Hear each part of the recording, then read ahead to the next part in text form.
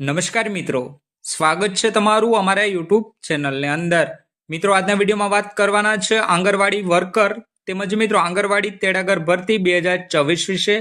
મિત્રો, આંગણવાડીમાં જોબ કરવા માટે એટલે કે નોકરી કરવા માટે બહેનો માટે આંગણવાડી વર્કર તેમજ મિત્રો આંગણવાડી તેડાગરમાં બમ્પર જગ્યાઓ બહાર પડેલી છે. ટૂંક સમયની અંદર જ મિત્રો આમાં આવેદન પ્રક્રિયા શરૂ થવાની છે.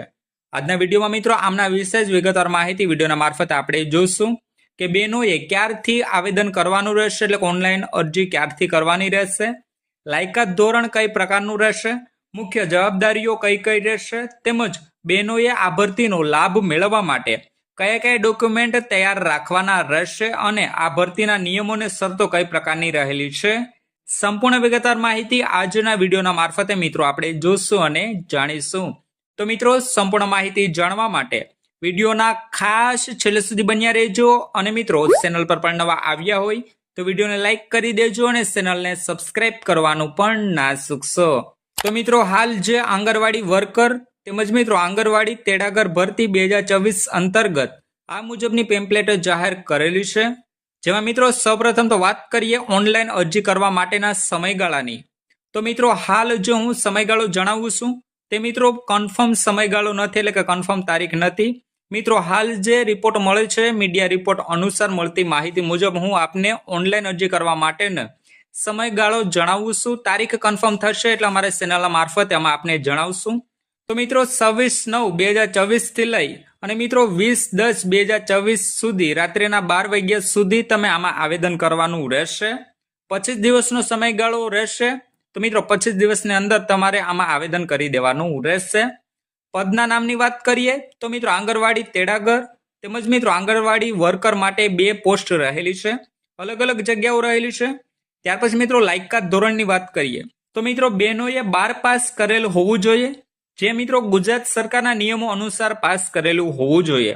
તેમના પછી મિત્રો વાત કરીએ મુખ્ય જવાબદારીઓની. તો મિત્રો સૌપ્રથમ તો બાળકોની સંભાળ અને શૈક્ષણિકનું પ્રોસેસ કરવાની રહેશે, પૂરક આહારનું વિતરણ કરવાનું રહેશે, ગર્ભવતી મહિલાઓનું માર્ગદર્શન કરવાનું રહેશે, આરોગ્ય અને પોષણ અંગેની કામગીરીઓ કરવાની રહેશે. તો મિત્રો બહેનોએ મુખ્યત્વે આ 4 મોટી જવાબદારીઓ કરવાની રહેશે, એટલે કે પ્રોસેસ અને કામ કરવાનું રહેશે. ત્યાર પછી મિત્રો વાત કરીએ જરૂરી ડોક્યુમેન્ટની કે કયા કયા ડોક્યુમેન્ટ બહેનોએ રજૂ કરવાના રહેશે.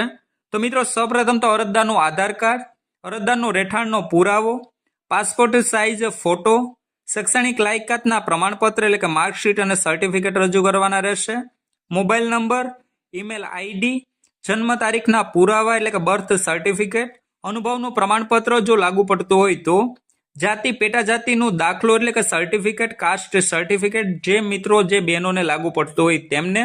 ત્યાર પછી મિત્રો આરોગ્યનું પ્રમાણપત્ર એટલે કે મેડિકલ સર્ટિફિકેટ, નોન ક્રિમિનલ પ્રમાણપત્ર.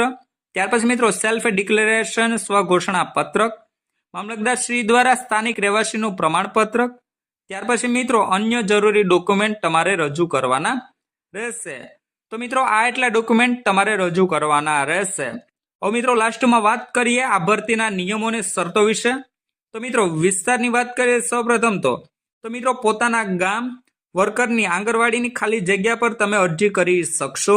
ત્યાર પછી મિત્રો ઉંમર મર્યાદાની વાત કરીએ તો મિત્રો જે બહેનો 18 વર્ષથી લઈ અને મિત્રો 33 વર્ષ સુધી આ ભરતીમાં આવેદન કરી શકશે. તો મિત્રો આ મુજબને આની પ્રોસેસ રહેલી છે. જે બહેનો આ ભરતીમાં લાભ લેવા ઈચ્છતી હોય તે ટૂંક સમયની અંદર જ આ આંગણવાડી વર્કર તેમજ મિત્રો આંગણવાડી તેડાગર ભરતી 2024ની જાહેરાત થવાની છે. જે મિત્રો આશરે હું આપને તારીખ જણાવું છું તે મુજબ મિત્રો 24/9/2024 થી લઈ અને મિત્રો 20/10/2024 રાત્રે 12 વાગ્યા સુધી એટલે કે 25 દિવસ માટે તમારે આવેદન કરવાનું રહેશે. હાલ મિત્રો જે ઓનલાઈન અરજી કરવાની તારીખ કન્ફર્મ નથી. કન્ફર્મ તારીખ આવ્યાની સાથે જ અમે અમારા ચેનલના મારફતે મિત્રો આપને અમે જણાવી દેશું.